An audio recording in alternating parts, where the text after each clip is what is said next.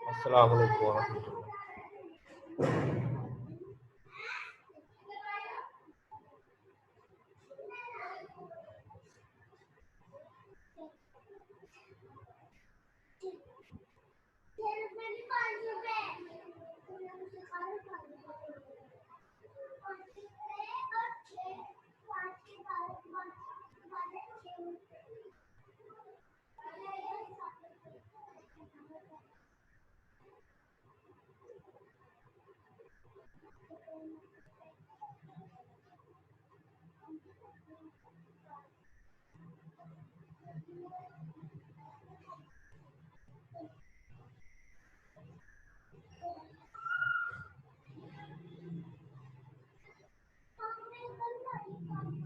अस्सलाम वालेकुम वरहमतुल्लाह।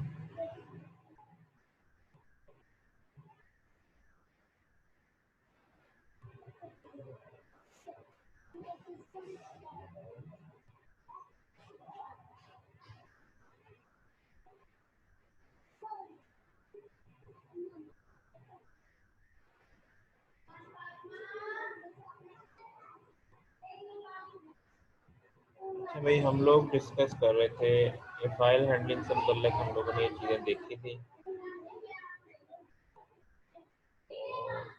देन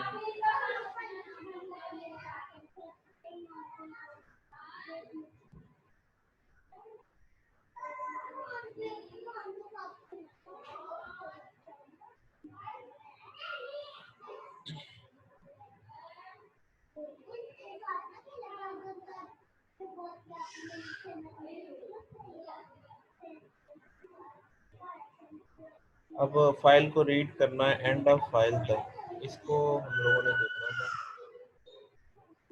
आवाज़ तो आ रही ना आपको? तो जैसे जी हमारे सर, आ रही है। ठीक है, अभी हमारे पास ये पहले हमने ये लूप लगाया था। जैसे रीड सेल सेल जो है वो फाइल के अंदर ऑलरेडी राइट की थी पिछले प्रोग्राम के अंदर, इसको रीड करना है। तो सेल फाइल डॉट रीड लाइन करके पहली लाइन रीड कर लेंगे और देन वो चेक करेंगे क्या वो लाइन स्पेस तो नहीं है। अगर तो स्पेस नहीं है फिर हम उस लाइन को कन्वर्ट करेंगे फ्लोट में, यानी सेल्स के अंदर जो सारी अमाउंट बैक स्लैश एन के साथ जो है फाइल में रखवाई थी, इसको फ्लोट में करके अमाउंट में कन्वर्ट किया और उसको डिस्प्ले करवा दिया पॉइंट टू एफ के साथ। पॉइंट टू एफ का मतलब हम लोगों को पता है, जैसे 2 डेसिमल प्लेसेस तक जो है वो दिखाता है। उसके बाद फिर नेक्स्ट लाइन को रीड करेंगे और फिर वो भी चेक होगा, यानी अब ये लूप चलना शुरू हो जाएगा। जब आखिरी रिकॉर्ड आएगा तो फिर वो एम्प्टी आ जाएगा, तो ये रुक जाएगा और फाइल क्लोज हो जाएगी। ठीक है, इसी तरीके से आप फाइल को ऑब्जेक्ट के अंदर फार का लूप लगा के भी रीड कर सकते हैं। जैसे वो तो वाइल का था ना, एम्प्टी को चेक करता है। यहाँ पे क्या हुआ, फाइल को रीडिंग मोड में ओपन किया, लाइन इन सेल फाइल, ये जो सेल फाइल का जो हमारे पास रेफरेंस आया था फाइल को, वो खुद ब खुद एक एक लाइन जो है एक एक लाइन को गेट करेगा, उसको आप कन्वर्ट करेंगे और डिस्प्ले करवाएंगे, फिर वो नेक्स्ट गेट करेगा, डिस्प्ले कराएंगे, नेक्स्ट करेंगे। तो यानी जो इन का कीवर्ड है वो फाइल में से भी वन वन रिकॉर्ड को जो है वो रीड कर सकता है। ठीक है, वन बाय वन जो है रिकॉर्ड्स को रीड कर सकता है। अच्छा, इसके बाद अब यहाँ पे इस प्रोग्राम में क्या है जी, save running times. Running times क्या है, इसमें आप वीडियोस को लेते हैं, यूजर से कहते हैं जी how many video are in the project में कितनी वीडियो है वो बताता है। फाइल को आप ओपन करते हैं राइटिंग मोड में, enter the running time of each video.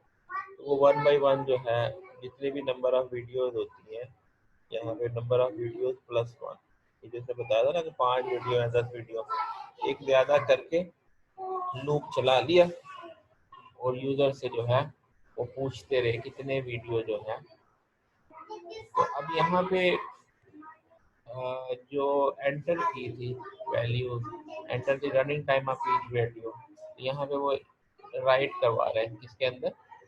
यहाँ से इनपुट लेते हैं यहाँ से इनपुट लेते हैं और साथ में लगा देते हैं पहली वीडियो को, दूसरी वीडियो को, तीसरी वीडियो को एंड सो ऑन, और फ्लोट में कन्वर्ट करते हैं और साथ ही run time back slash n के साथ फाइल में डालते हैं। इस तरीके से वो सारे रन टाइम जो है हमारे पास फाइल में इस तरीके से वो लेके सारे वैल्यू सेव करवा दी फाइल में। अब इसके बाद उसको रीड करना है। रीड करने के लिए और उसका काउंट, दो चीज़ें ले ली, टोटल को भी ज़ीरो किया और काउंट को भी ज़ीरो किया। काउंट को 1 इंक्रीमेंट किया। काउंट यहाँ पे वो बताता है कि वीडियो नंबर 1 का रन टाइम कितना है, वीडियो नंबर 2 का रन टाइम कितना है, वीडियो नंबर 3 का रन टाइम कितना है। और उसके लिए वो रीड करने के लिए यहाँ पे वो लूप चला दे, लाइन इन वीडियो फाइल। वो एक एक फाइल को निकालता रहता है, उसको कन्वर्ट करता रहता है और साथ साथ बताता है पहले वीडियो का इतना टाइम था, दूसरे का इतना टाइम था। जैसे ये वीडियो 1 का इतना रनिंग टाइम था, 2 का इतना था, 3 का इतना था, 4 का इतना था। टोटल भी साथ में वो काउंटर चलाया हुआ ना, टोटल का टोटल प्लस इक्वल का, और वो टोटल डिस्प्ले करवा दिया कि टोटल जो रनिंग टाइम था सारी वीडियोस का इतना हो गया। तो अब आगे जो है रिकॉर्ड की प्रोसेसिंग, कि अगर आप कोई रिकॉर्ड रखते हैं, रिकॉर्ड के अंदर जो फील्ड्स होती हैं, मतलब नेम है, आईडी है, डिपार्टमेंट है, तो वो इस तरीके से मुख्तलिफ साइज का होता है। ये पूरा मुकम्मल एक रिकॉर्ड है। उस रिकॉर्ड को रीड करने के लिए, जैसे अभी ये एक रिकॉर्ड है, एक रिकॉर्ड, दूसरा रिकॉर्ड, तीसरा रिकॉर्ड एंड सो ऑन। तो अब इस रिकॉर्ड को रीड करने के लिए और सेव करने के लिए पहले रिकॉर्ड को सेव करते हैं। सेव करने के लिए हमने क्या किया कि इसमें ये मेन है, यूजर से हाउ मैनी इम्प्लाई रिकॉर्ड, तो आप उसे पहली मतलब पूछेंगे। फाइल को राइटिंग मोड में ओपन की।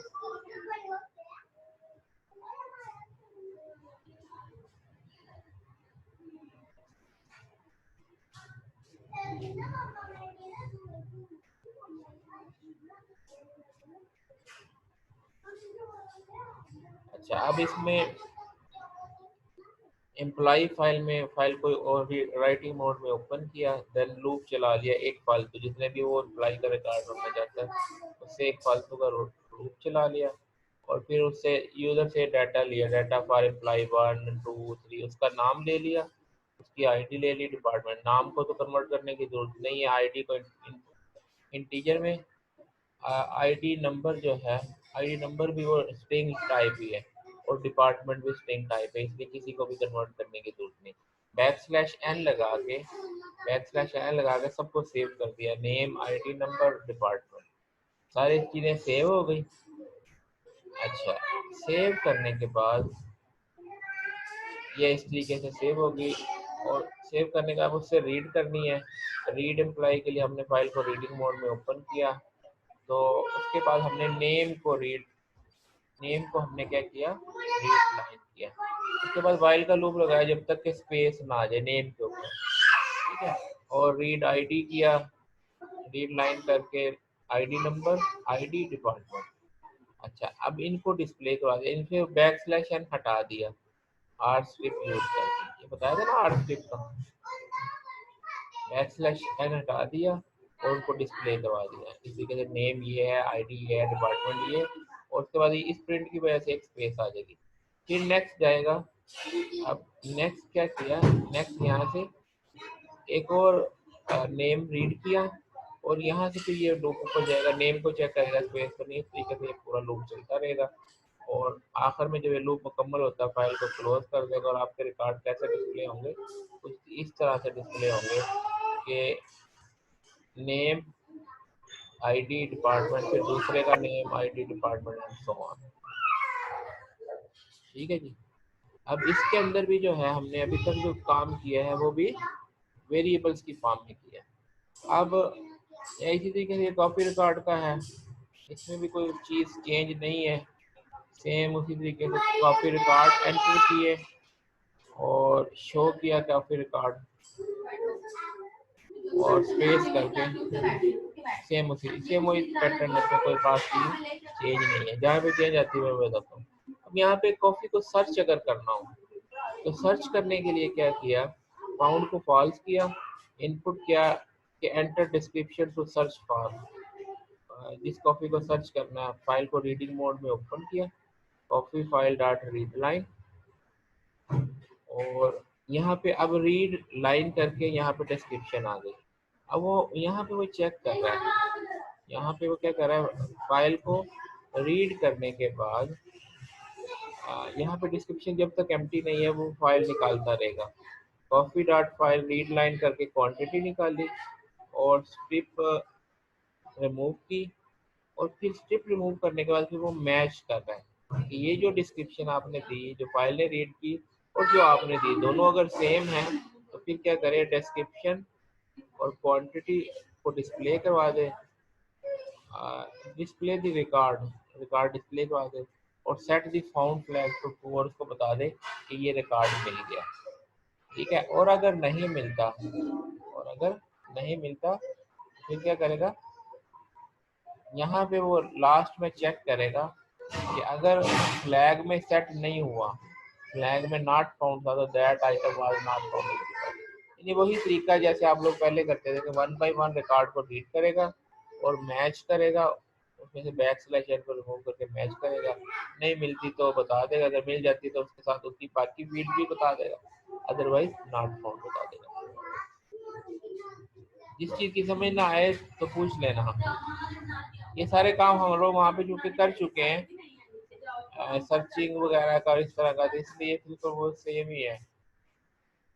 अच्छा, रिकॉर्ड को मॉडिफाई अगर करना है तो उसका क्या तरीका कार है, इसमें भी वही है, फाइल को रीड मोड में ओपन किया, टेम्परेरी फाइल वही करते हैं ना, टेम्परेरी फाइल को राइटिंग मोड में ओपन किया, और यहाँ से फाइल को क्या करते हैं, रीड करते रहते हैं जब तक एम्प्टी ना हो, और जो हमारा मतलूबा होता है यहाँ पे डिस्क्रिप्शन के ऊपर वो उसको मैच करके, जो हमारा मतलूबा है उसको राइट नहीं करवाएंगे, बाकियों को जो है वो राइट करवाते रहेंगे, बाकियों को क्या करेंगे, राइट करवाते रहेंगे।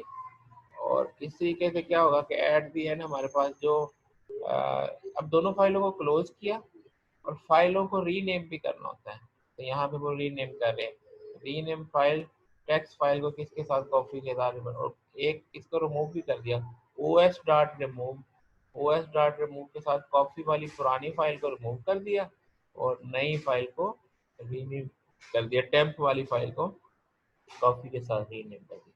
और फिर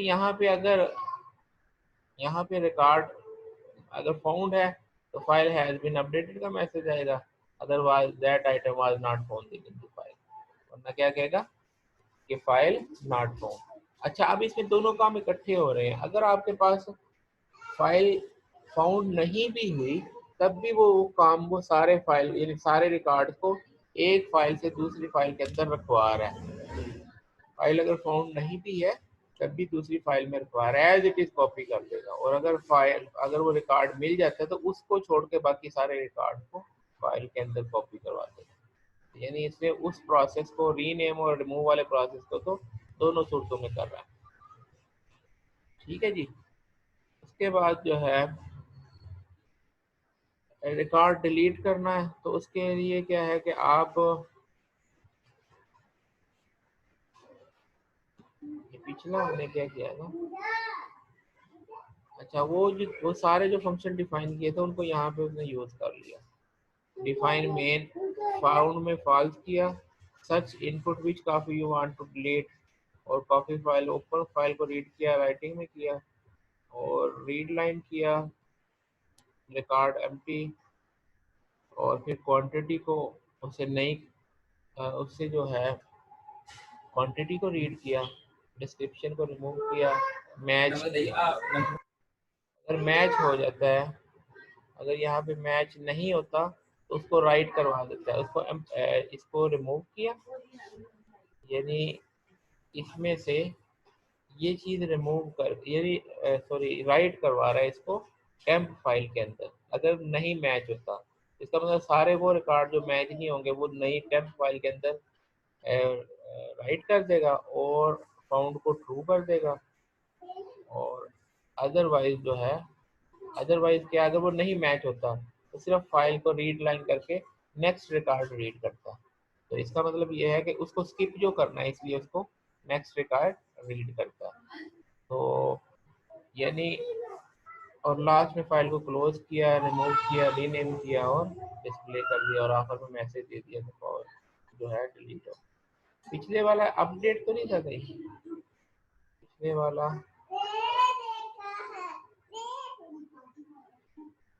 मॉडिफाई था। अच्छा, मॉडिफाई में क्या होता है, उसमें थोड़ा सा डिफरेंट है कि सर्च करता है, ये रिकॉर्ड को रीड किया, यहाँ पे डिस्क्रिप्शन हटा के और उसको सर्च किया। अगर मिल गया, अगर जैसे यहाँ पे सर्च में मिल गया, ये था, ये सर्च, यहाँ पे description is equal to search, अगर मैच हो गया फिर क्या करता है, उससे modified recall to the temp file, तो जो वहां से पहले लिया था ना, जिसको उसने चेंज करने का कहा था, यूजर से लिया था, उसको जो है राइट किया, डिस्क्रिप्शन और न्यू क्वांटिटी। डिस्क्रिप्शन तो वही रहेगी, सिर्फ क्वांटिटी चेंज करनी है। तो जो न्यू क्वांटिटी पहले ली थी, यहाँ पे अगर आप देखें तो न्यू क्वांटिटी ली थी, ये देखें, क्रिएट वेरिएबल, और ये इनपुट करके डिस्क्रिप्शन टू मैच पूछा, और दूसरी चीज क्या पूछी कि जो नई क्वांटिटी आपने देनी है, एंटर न्यू क्वांटिटी। फर्ज किया पहले जो है वो कॉफी की 5 आइटम थी, तो अब उसने 10 करनी है, तो वो नहीं ले ली। वो जो मैच होता है उसको चेंज करके और उसको राइट करवा देते। डिलीट का भी आप लोगों ने देख लिया, और बस यहाँ अगर कोई बात नहीं समझ आई तो पूछ ले। जी बच्चा, थोड़ा फास्ट ट्रैक में है, क्योंकि फाइल हैंडलिंग आप लोगों ने पढ़ी हुई है, सारे वही कॉन्सेप्ट उसी अंदाज में अप्लाई की है। फिर भी अगर आपको कोई बात समझ नहीं आई तो नेक्स्ट क्लास में पूछ लिया करें। बुक आप लोगों के साथ शेयर हो गई है ना? क्यों भाई, बुक शेयर हो गई है? जी सर, मिल गई थी बुक। हाँ, उसको देख लिया करें, जो बात नहीं समझ आई आपको नेक्स्ट क्लास में भी पूछ सकते हैं। आगे चीज आ गई एक्सेप्शन। एक्सेप्शन क्या होता है कि कोई आप ऐसा काम करें जिससे आपका प्रोग्राम जो है वो हाल्ट हो जाए, या प्रोग्राम जो है वो ब्रेक कर जाए। होता है ना, प्रोग्राम बंद हो जाता है, बात कोई काम ऐसा करते हैं प्रोग्राम ही बंद हो जाता है। वर्ड में भी बात दफा ऐसा काम होता है कि प्रोग्राम ही बंद हो जाता है।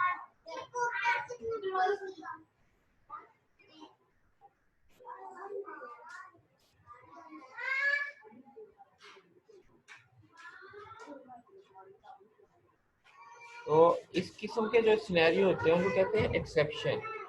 N exception is an error that occur while a program is running. Program चल रहा होता है, उसकी वजह से causing the program to abruptly halt।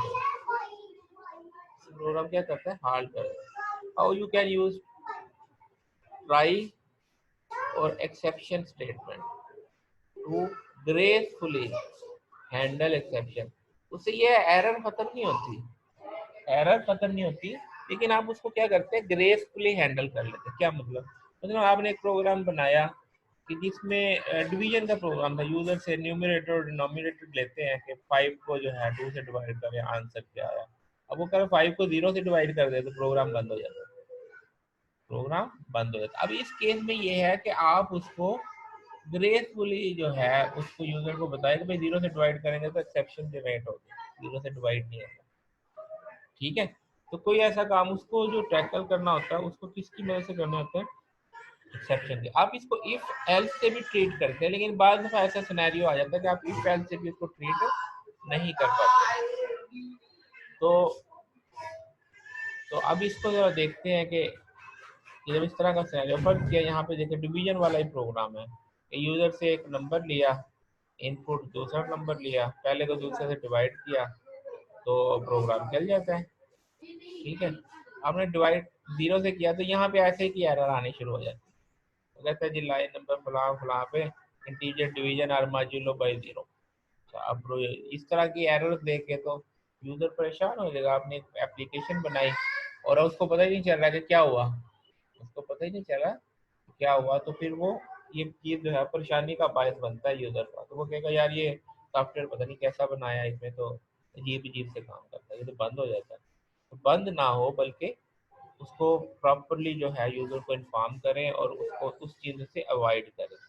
अच्छा, अब ये वाला प्रोग्राम आपने देखा, इसने ऐसे एरर दे दी जब उसने 0 से डिवाइड किया। अब उससे बचने के लिए उसने कहा कि आप ऐसे चेक कर लें कि नंबर 2 अगर 0 नहीं है तो डिवाइड करें, वरना वो कहना डिवाइड बाई 0। अच्छा, सर, ये ये फिर लॉजिकल एरर नहीं बन जाएगा? कौन सी? लॉजिकल एरर नहीं है ये, लॉजिकल इसलिए नहीं है, बाकी केसेस में तो सही चल रहा है। जब वो आप कैसे सर? देखो ना, 5 को 2 से डिवाइड करो, 2.5 आंसर आ रहा है। वो तो गड़बड़ उस वक्त होती है जब 0 से डिवाइड कर रहे हैं, ये यूजर गलती से 0 दे दे कि 0 से डिवाइड करो। तो ये रन टाइम एरर आ रहा है। रन टाइम पे आ रहा है ना, रन टाइम पे प्रोग्राम चल रहा है, यूजर से कहता है पहला नंबर 2 से 5 दे दिया, उसका दूसरा 2 से 2 दे दिया, उसने 2.5 आंसर दे दिया। अच्छा, उसने कहा फिर चलाओ, फिर चलाया, उसने पहले दिया 10 दे दिया, दूसरा दे दिया 0। अब वो 10 को 0 से डिवाइड करेगा तो प्रोग्राम ही बंद हो जाएगा, तो वो परेशान हो जाएगा, तो ये क्या हुआ, प्रोग्राम क्यों बंद हुआ? ठीक है ना। तो इसको फिर क्या करते हैं, एक एक उसने ये सिनेरियो बताया कि आप उसको चेक कर लें कि ये दूसरा नंबर 0 तो नहीं। अगर 0 है तो यूजर को कह दे कि भाई कैन नॉट डिवाइड बाई 0। अगर 0 नहीं है तो डिवाइड करे, अदरवाइज कह they can not divide by 0। एक इफ स्टेटमेंट लगा के दूसरे नंबर को चेक कर ले। अच्छा, एक तो ये सोल्यूशन हुआ, लेकिन अभी ये सोल्यूशन के बाद अब एक और एग्जांपल है ग्रॉस पे की। ग्रॉस पे में क्या है, यूजर से पूछा हाँ भाई कितने घंटे काम करते हो, और उससे पूछता है आपकी आवरली पे रेट क्या है, दोनों को मल्टीप्लाई करता है और जो है वो आंसर दे देता है। अब यहाँ पे क्या है कि चलो जी प्रोग्राम चलाया, यूजर से पहले पूछा हाँ कितने घंटे काम करते हो, हाउ मेनी, तो इसने 40 वर्डिंग में लिख दिया। अब यूजर को तो नहीं पता कि भाई वो नंबर में लिखना था, उसने तो अपनी तरफ से 40 स्टेटमेंट में लिख दिया। अब ये एक ऐसी चीज है कि कोई भी गलती कर सकता है। ठीक है ना, आपने उससे पूछा कितने घंटे काम करते, उसने कहा 40 घंटे, उसने 40 वर्डिंग में लिख दिया। अब वो 40 को क्या से कन्वर्ट करेगा? यहाँ पे आपने इसको कहा ना 40 को फ्लोट इंटीजर में या फ्लोट में कन्वर्ट करें। इंटीजर में आपने कहा जो भी बताए, और मैंने वर्क यू वर्क, उसको इंटीजर में कहा। अब वो 40 को तो इंट में कन्वर्ट नहीं कर सकता, तो यहाँ पे भी एक्सेप्शन जनरेट हो जाएगी। तो ये इस तरह का जो है, इस तरह का एरर आ जाएगा। ये लिखा होगा invalid literal for इनट with base 10 40, कि वो वैलिड है जिसको 10 बेस में कन्वर्ट किया जा सके। तो इस तरह की सूरत हाल हो जाए तो उसको हम क्या कहते हैं कि हम इस तरह उस जगह जहाँ पे कोई एरर जनरेट हो सकती है उसको ट्राई ब्लॉक के अंदर रखते हैं। Try block is a block, block under observation, कि ऐसा एरिया जहाँ पे आपको लगे कि यहाँ पे एरर आ सकती है, उसको हम क्या बना लेते हैं, ट्राई ब्लॉक बना लेते हैं। और वहाँ पे जो पॉसिबल एरर्स आ जाती हैं, वहाँ पे उसकी एक्सेप्शन क्लास डिफाइन करते हैं कि अगर इस तरह की एरर करे तो इस तरह का मैसेज उसको जाए, इस तरह का एरर करे तो इस तरह का मैसेज जाए, इस तरह का करे तो इस तरह, यानी एक से ज्यादा क्लास भी हो सकती है, एक क्लास भी हो सकती है। जैसे इसी प्रोग्राम को, जैसे ये ग्रॉस पे वाला है, तो यहाँ पे क्या किया, अब इसको हमने एडिशनल क्या किया, ये ट्राई लगाया और ये एक्सेप्शन की क्लास डिफाइन। बाकी प्रोग्राम वैसे ही है, उसमें उसी से यूजर से वैसे ही लिया enter, your work are int में कन्वर्ट किया, फ्लोट किया और कैलकुलेट करके डिस्प्ले करवा दिया। अब इस सूरत में क्या होगा, जब आप प्रोग्राम को चलाएंगे, उसने 40 लिखा तो एरर क्या आएगा, आवर वर्क एंड 40 पे rate must be valid integer. अब आपने वहां पे इसको क्या ट्रैप किया, यहाँ पे देखें, यहाँ पे आपने ट्रैप किया वैल्यू एरर। क्या क्या किया, वैल्यू एरर। मैसेज क्या दिया, एरर ये है आवरली वर्क एंड आवरली पे rate must be a valid integer.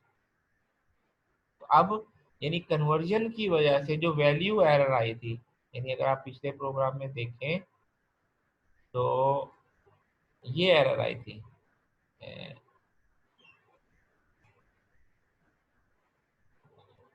ये वैल्यू एरर, वैल्यू एरर थी ना, इनवैलिड लिटरल फॉल्स। तो उसको आपने क्या कर लिया, ट्रैप कर लिया यहाँ पे कि अगर वैल्यू एरर आए, अगर वैल्यू एरर आए तो यूजर को ये मैसेज आए प्रोग्राम बंद ना हो। अब इस सूरत में प्रोग्राम बंद नहीं होता, एरर आने के बाद वो दोबारा, अगर आपने कोई लूप लगाया हो तो दोबारा चल जाएगा। यानी गलत देने के बाद भी आपने कहा ना कि मल्टीपल टाइम या यस नो के साथ आपने इसको चलाया होगा, तो गलत देने पे ये ग्रेसफुली जो है यूजर को गाइड करेगा कि भाई ये ऐसे हो गया। तो अब इसका वो फ्लो क्या बनता है, फ्लो ये बनता है कि यहाँ पे ट्राई ब्लॉक है, जैसे ही यहाँ से एरर अकर हुआ तो इसने बाकी सारा काम नहीं किया, इसको यहाँ से शिफ्ट कर दिया इस एक्सेप्शन पे, और यहाँ पे वो मैसेज डिस्प्ले हो गया। अगर कोई लूप लगा होता तो फिर ये वापस लूप के जरिए चला जाता। अब क्योंकि लूप नहीं लगा हुआ, इसके बाद ये मेन मुकम्मल हो गया तो प्रोग्राम आराम से बंद हो जाएगा, यानी प्रॉपरली बंद होगा, मैसेज देगा, ऐसे नहीं बंद होगा कि क्या पता चला अभी क्या नहीं हुआ। ठीक है जी।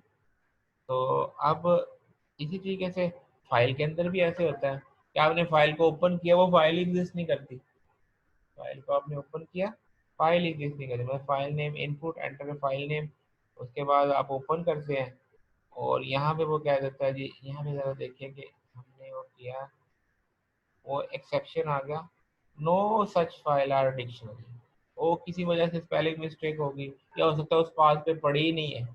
ठीक है, कोई भी रीज़न हो सकती है। तो यहाँ पे फिर वो क्या करेगा, आपने फाइल ओपन किया रीडिंग मोड के लिए और प्रिंट उसके कंटेंट करवाना चाहे तो जनाब वो तो, या ऐसे भी हो सकता है कि आपकी फाइल ही सी ड्राइव पे पड़ी है और सी ड्राइव पे आपको राइट ही नहीं है कि उसको रीड कर सकें, तो वो भी रीज़न हो सकती है इससे, कि वो सिक्योरिटी रीज़न हो सकती है कि आप वहाँ से फाइल को एक्सेस ही नहीं कर सकते, तो तब भी एरर है। तो उसके लिए फिर हम क्या करते हैं कि उस काम को क्या करते हैं, ट्राई ब्लॉक में रख लेते हैं। आईओ एरर था ना वहाँ पे, तो हमने इसकी टाइप को आईओ एरर, इनपुट आउटपुट की वजह से एरर, तो उसको ग्रेसफुल मैसेज है an error occur trying to read, कि रीड करने में इसको मसला है। ठीक हो गया जी। तो दो चीज़ें हैं इसमें, ट्राई और एक्सेप्शन क्लास। ठीक है जी। इसके बाद अगर एक से ज़्यादा एक्सेप्शन आ जाए, अगर एक से ज़्यादा एक्सेप्शन आ जाए तो फिर क्या करते हैं, ये ट्राई ब्लॉक है, फाइल का रीडिंग है, और वो जो यहाँ पे कन्वर्जन कर रहे हैं ना फ्लोट में, दोनों एरर आ सकती हैं। तो आयो एरर दे दिया तो कह दिया कि रीड नहीं कर सके। अगर वैल्यू एरर आ गया, मतलब फाइल के अंदर तो स्ट्रिंग में लिखवा दिया, उसने तो टाइप करके लिख दिया, अब वो उसको कन्वर्ट करने की जरूरत पड़ेगी फ्लोट में, या इंटीजर था उसको फ्लोट में कन्वर्ट करने की कोशिश करेंगे तब भी मसला करेगा। तो फिर वो क्या है, अच्छा फिर तीसरी एक और चीज बना दी, जर्नलाइज, कि एक ऐसे क्वेश्चन आपको पता ही नहीं है तो आप उसको भी जर्नलाइज एक्सेप्ट करके एन एरर अकर्ड, कौन सी हुई कोई पता नहीं। ठीक है जी, तो आप इसको जनरलाइज एक्सेप्शन भी दे सकते हैं। तो उस सूरत में इन इन दोनों के अलावा अगर कोई और टाइप की एरर भी आई तो उसको भी ट्रीट कर लेगा। ठीक हो गया भाई। अच्छा, इसके बाद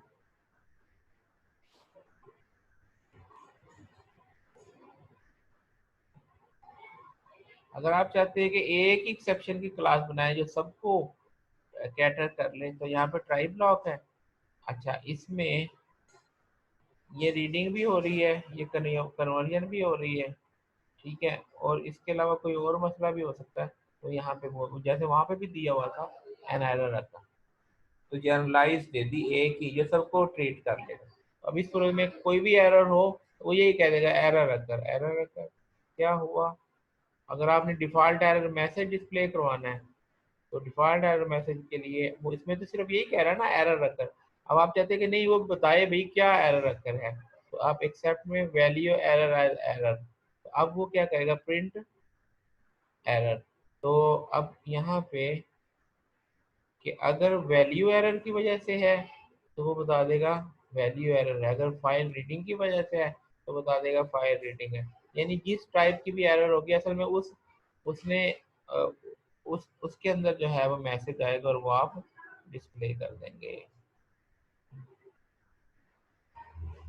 तो इस तरीके से यहाँ पे जो है ट्राई और एक्सेप्शन एज एरर, ये है वो जनरलाइज। ऊपर वाली तो वैल्यू एरर थी, अब ये क्या है, एक्सेप्शन एज एरर। तो यहाँ पे एरर, तो जिस भी टाइप की होगी, जिस भी टाइप की होगी वो यहाँ पे डिस्प्ले करवा देगा। इसके अलावा सर इसमें जी जी सर इसमें ट्राई और एक्सेप्शन ये कीवर्ड है। जी जी, ट्राई और एक्सेप्ट कीवर्ड है। Okay sir. अच्छा, अब अगर आपने एल्स क्लास यूज करनी है कि ट्राई के अंदर एक्सेप्शन आ जाए, अगर एक्सेप्शन, ये एक्सेप्शन नेम आप जो भी देते हैं, एल्स में क्या करें, एल्स में क्या करें, अगर कुछ एल्स में काम करवाना हो तो आप वो भी करवा सकते हैं। फर्क क्या, यहाँ पे ट्राई है और यहाँ पे आपने, ये ट्राई है, इसमें आपने फाइल को रीडिंग के लिए ओपन किया, उसको वन इन फाइल करके वन बाय वन रिकॉर्ड को किया, फ्लोट में कन्वर्ट किया, टोटल लगाया, फाइल को क्लोज किया, एक्सेप्शन एंड एरर, तो एरर आ जाएगा। एल्स में क्या है, प्रिंट दी टोटल, यानी उसने जितना रीड किया, फर्ज किया कि आपके 20 रिकॉर्ड है और 7वें रिकॉर्ड के अंदर किसी ने कोई गलत एंट्री कर दी, वहां पे एक्सेप्शन हुई, तो अब आपने वो जितने रीड किए हैं वो दिखाना चाहते हैं, जितने रीड किए दिखा दिखाना चाहते हैं, तो फिर आप वो क्या कर सकते हैं कि एल्स क्लास में अगर ये कोई एक्सेप्शन जनरेट नहीं हुई, एल्स में आपको क्या कर देते हैं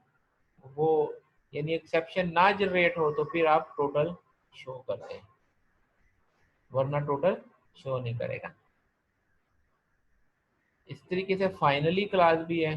फाइनली क्लास में क्या है, ट्राई एक्सेप्ट स्टेटमेंट में have an optional finally class which must appear after all the second, उसमें तो एल्स था ना, यानी इस केस के अंदर आपका आपने ये सिनेरियो दिया था कि अगर एक्सेप्शन नहीं अकर हुई तो टोटल दिखा दे, और इस केस में यह है कि चाहे एक्सेप्शन अकर हो चाहे ना अकर हो, फाइनली क्लास लाजमी एग्जीक्यूट होगी।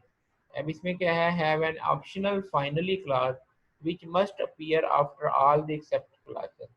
Here is an journal format इसका ये आ गया कि ट्राई है, एक्सेप्शन है, अगर एक्सेप्शन हो भी गई तब भी फाइनली तो एग्जीक्यूट होगी, ठीक है जी। तो इसमें what if is not handled, अगर एक्सेप्शन हैंडल ना हो तो क्या होगा, इसको जरा रीड कर लेते हैं। Unless N exception is handle it will cause the program to halt. There are two possible ways for the throw exception to go unhandled. The first possibility is for the try except to contain no except clause. And the second possibility is for the exception to be raised from outside a try routine. यानी दो सूरत हो सकती है ना कि handle ना हो, एक ये कि आपने क्लास डिफाइन नहीं की, दूसरी ये है कि आपने उसको ट्राई में रखा ही नहीं कि ट्राई से बाहर किसी स्टेटमेंट से होगी, तो फिर क्या होगा, will cause program to halt, इस सूरत में भी क्या होगा, प्रोग्राम हाल्ट हो जाएगा। यानी आपने वो क्लास टैकल नहीं की और आपने उसकी ऑप्शनल भी नहीं दी कि अगर वो ना हो, यानी जनरलाइज वाली भी नहीं दी, तब भी आपका प्रोग्राम हाल्ट हो जाएगा। और आपने कोई ऐसी स्टेटमेंट जो ट्राई को बाहर कहीं और रखी हुई थी उसकी वजह से एक्सेप्शन हो गई, तब भी हाल्ट हो जाएगा। In this section you have two example of program, जिसको आप पढ़िएगा पूरे, इसमें कोई बात ना समझ आए तो और डिस्कस कर लीजिए। तो ये अभी क्लास यहीं पे एंड करते हैं, अटेंडेंस ले लेता हूँ मैं, सी आर या जी आर जो भी अवेलेबल है वो अटेंडेंस ले लें, और जिन लोगों की कोई होते हैं ना, कोई किसी का कोई मसला वगैरह हो जाता है वो क्लास अटेंड नहीं कर पाता, तो वो सी आर या जी आर को इन्फॉर्म किया करें, लेकिन करें वेल इन टाइम, यानी क्लास टाइमिंग के दौरान ही अगर इन्फॉर्म करेंगे तो उसको एंटरटेन कर लेंगे, अदरवाइज वो फिर बाद में नहीं होगा, बाद में जब अटेंडेंस लग जाती है। तो इसलिए जिसका जो भी मसला है वो क्लास टाइमिंग के दौरान जो है वो सी आर या जी आर को इन्फॉर्म करे कि मुझे मेरे ये मसला हो गया, नेट का मसला हो गया, या कोई बिजली चली गई, तो उसको मैसेज कर दिया करे ताकि फिर उसकी अटेंडेंस लग जाए।